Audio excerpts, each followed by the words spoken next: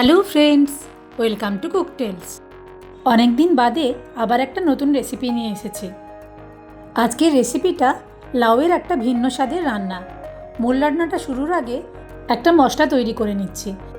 এর জন্য মিক্সার জারে নিয়ে নিচ্ছি টমেটো কুচি, একটা শুকনো লঙ্কা, আদা বাটা, হলুদ গুঁড়ো, জিরে গুঁড়ো আর ধনে গুঁড়ো।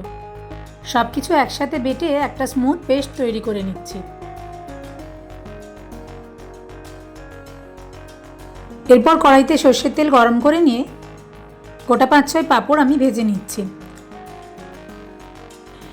এই রান্নাটা লাউ দিয়ে হলেও এটা কিন্তু সম্পূর্ণ অন্য রকমের একটা রান্না। আমরা যেরকম লাউয়ের ঘন্ট, লাউ চিংড়ি খেতে অভ্যস্ত, তার থেকে স্বাদটাও অন্যরকম। আর ভাত হোক বা রুটি, দুটোর সাথেই এই তরকারিটা খেতে ভালো লাগে। আমার আজকের পাঁপড় দিয়ে লাউয়ের এই ভিন্ন স্বাদের রেসিপিটা যদি আপনাদের ভালো লাগে, তাহলে অবশ্যই লাইক কমেন্টের মাধ্যমে তা আমাকে জানাবেন। আপনাদের করা একটা লাইক বা কমেন্ট আমাকে নতুন নতুন রেসিপি ট্রাই করতে খুবই মোটিভেট করে।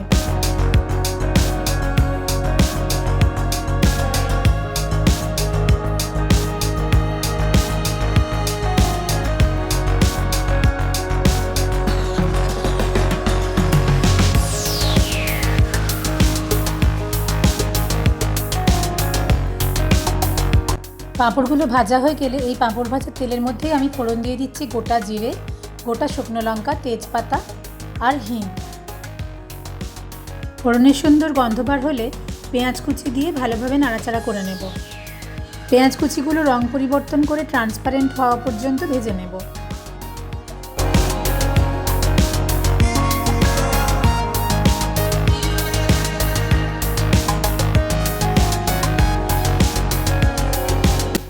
এরপরে আগে থেকে তৈরি করে রাখা মশলাটা দিয়ে নাড়াচাড়া করে নিচ্ছি।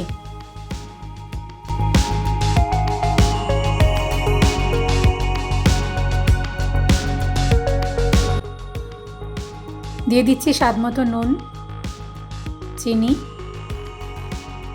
আর পরিমাণ মতো কাশ্মীরি লঙ্কা গুঁড়ো। সব মশলা একসাথে খুব ভালোভাবে কষিয়ে নিচ্ছি। মশলাটা যাতে কড়ার গায়ে লেগে না যায়, তাই জন্য প্রয়োজন বুঝে মাঝে মাঝে অল্প করে জল দিতে হবে।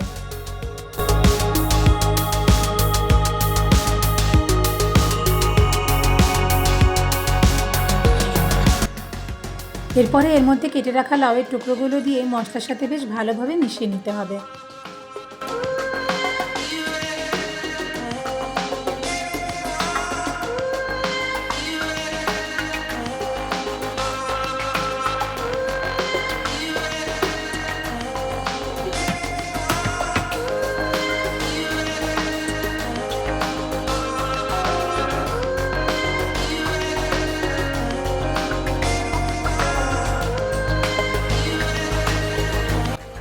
এরপরে এর মধ্যে দিয়ে দিচ্ছি ভেজে রাখা পাঁপড়গুলো টুকরো করে নিয়েছিলাম। ভালোভাবে সব কিছু মিশিয়ে নিচ্ছি।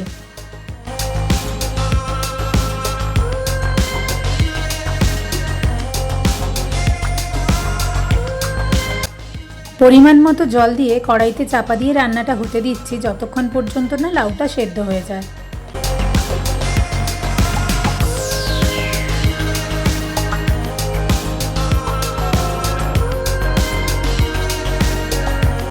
সবশেষে কিছুটা কাসুরি মেথি হাতে ঘষে এর মধ্যে দিয়ে দিলাম। এইভাবে দিলে মেথির গন্ধটা রান্নার মধ্যে খুব ভালোভাবে মিশে যায়। মিশিয়ে নিয়ে গ্যাসটা বন্ধ করে দেব।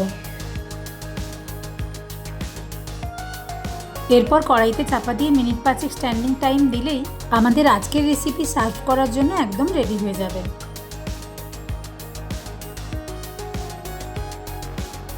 তৈরি হয়ে গেছে আমাদের আজকের রেসিপি পাঁপড় দিয়ে লাউ।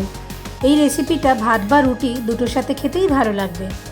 রান্নাটা আপনাদের কেমন লাগলো কমেন্ট করে অবশ্যই জানাবেন। যদি ভালো লেগে থাকে ভিডিওটা লাইক আর শেয়ার করে দেবেন। আর আমার চ্যানেলটা সাবস্ক্রাইব করতে ভুলবেন না যেন। খুব শিগগির আসছি নতুন রেসিপি নিয়ে। টাটা।